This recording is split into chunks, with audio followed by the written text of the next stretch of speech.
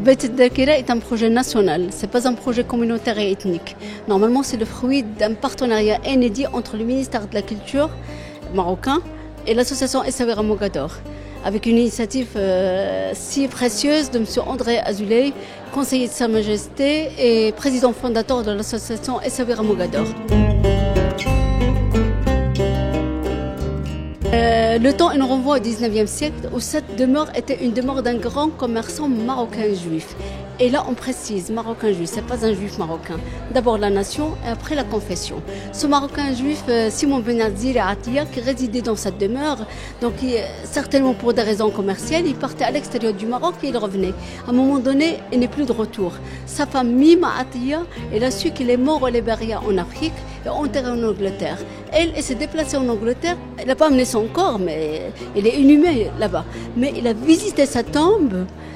Mais il a décidé d'aménager une pièce en une synagogue, là où on est. Il l'a nommé Slat Atiya Bi'at Atiya pour commémorer sa mémoire. Il a amené tout le mobilier que vous voyez d'Angleterre, via le bateau. Donc c'est une œuvre de charité et signée par une graine d'amour que cette femme il avait pour son mari. Donc c'est une synagogue signée amour. Après le départ des Marocains juifs, l'espace n'est plus fonctionnel, ça a tombé dans l'oubli. Donc, il a été quand même une décision de l'État, comme j'ai dit tout à l'heure, de revoir cette notion de réhabilitation, restauration de l'ex-synagogue Simon Atiya pour abriter Beit Dakira, avec une section purement dimension spirituelle, histoire et mémoire réparties en 3 salles, qui n'est pas un musée, je précise. Beit Dakira, ce n'est pas un musée. Donc, il vous amène donc un voyage pour une réconciliation avec notre histoire d'ailleurs, pour un futur meilleur.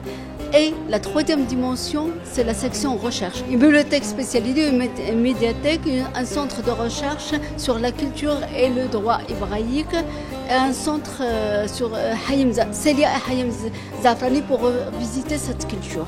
Beit Dakira, comme j'ai dit tout à l'heure, ce n'est pas un musée parce que normalement on inspire de ce passé. On vit le présent, on projette l'avenir. Cet avenir, qu'on le veut, une mémoire en mouvement.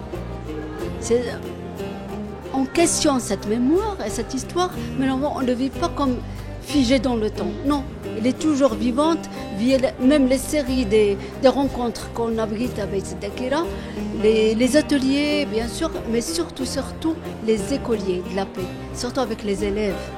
C'est ça la notion, si j'ose dire, la mission pédagogique. Parce que comme l'espace, vous le savez, Beit Dakira a été inauguré par Sa Majesté le 15 janvier 2020. Et depuis, donc, ça a été introduit dans le manuel scolaire.